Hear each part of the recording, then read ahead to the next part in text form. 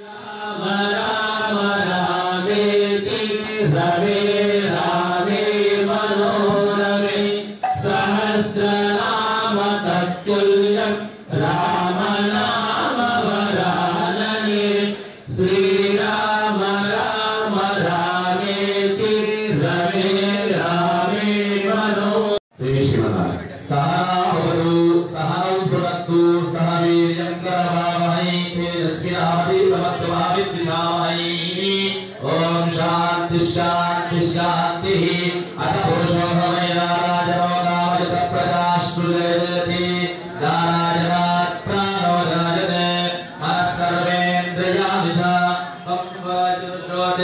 पृथ्वी विश्वस्य धारिणी नारायणात् ब्रह्मा जायते नारायणात् रुद्रो जायते नारायणात् इंद्रो जायते नारायणात् प्रजापतयः प्रजायन्ते नारायणात् वर्षाविद्याः रुद्राः सर्वाणि च सिद्धांसि नारायणादेव समुत्पद्यन्ते नारायणे प्रवर्तन्ते नारायणे प्रलीयन्ते ॐ नारायण अधश्च नारायण अन्तर्बहिश्च नारायण नारायण नारायणाय रक्षाक्षराणि नारायण समालोकावतारयति अनेकदा समप्रत्यते तदमिति यत्त्वामुषा प्रवृष्यते नारायण पुण्यं नारायण सायच्छवा नारायण सायच्छवा आदरणीय समर्पयामि सर्वाभरणार्थि अक्षतां समर्पयामि परिवर्तनात् भावयामि हरिद्राशूलं समर्पयामि कुङ्कुमाभिषेकं समर्पयामि यथावत्ता भव पुष्पैः पूजयामि यो पुष्पं वेद पुष्पमार्यामः पुष्पान् भोजयिष्यतवः पुष्पं ॐ पुष्पमार्यामः पुष्पान् भोजय एवं वेद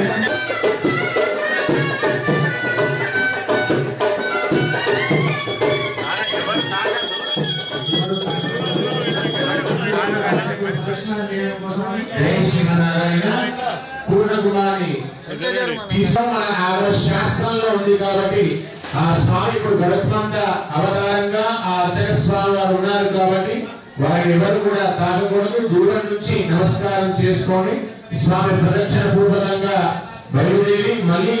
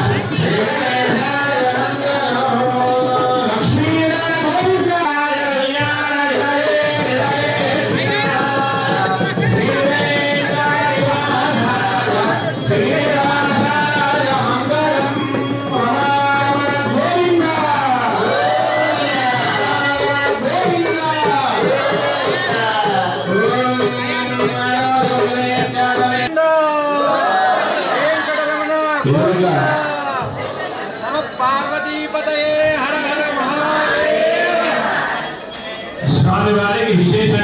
మనసులు మాత్రం బాగా పెద్దది కదండి.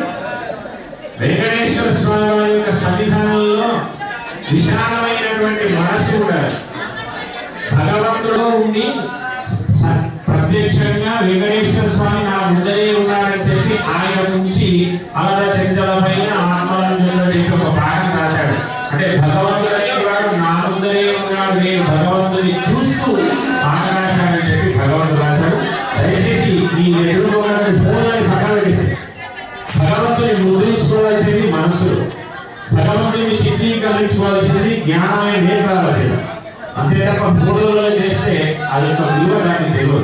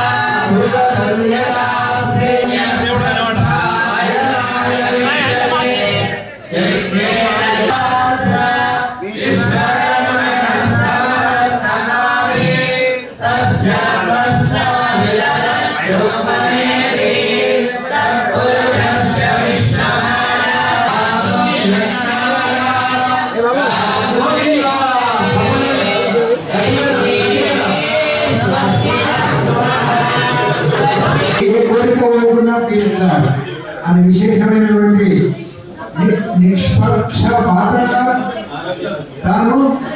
తన కోరికలు తీర్చుతామని చెప్పి ఒక ఆగమ శాస్త్ర ప్రమాణంలో చెప్పబడింది. మనం చెప్పినటువంటి మాట కాదు. ఆగమ శాస్త్రంలో తాను నడిమట్టలు కట్టుకొని పసుపు జరుపుకొని శాస్త్రధార శంఖధార చక్రధార ఆ ధారకుడు ఒకసారి స్వామి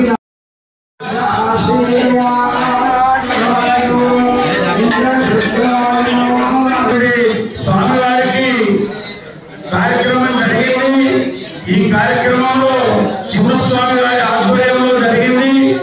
మరియు శ్రీమాన్ నంబవేలు మహారాజాని కౌశిక గారి మంగళాశాసనంతో వారు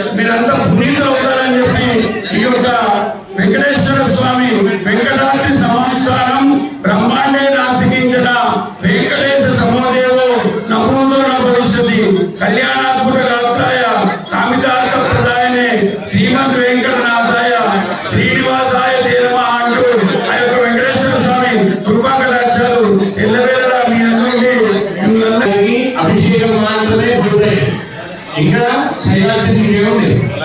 అలంకారం ఉంది. ఎందుకంటే అలంకారం ప్రియ విష్ణు అభిషేక ప్రియ శివ అని శాస్త్రం. అంటే విష్ణుమూర్తికి ఎంత అలంకారం చేసినా ఏదో ఒకటి తక్కువ.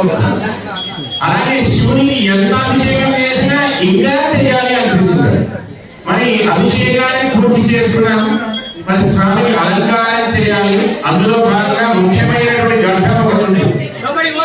ఉత్సవమూర్తులైనటువంటి స్వాములకు ప్రాణ ప్రతిష్ఠా కార్యక్రమం ఉంది.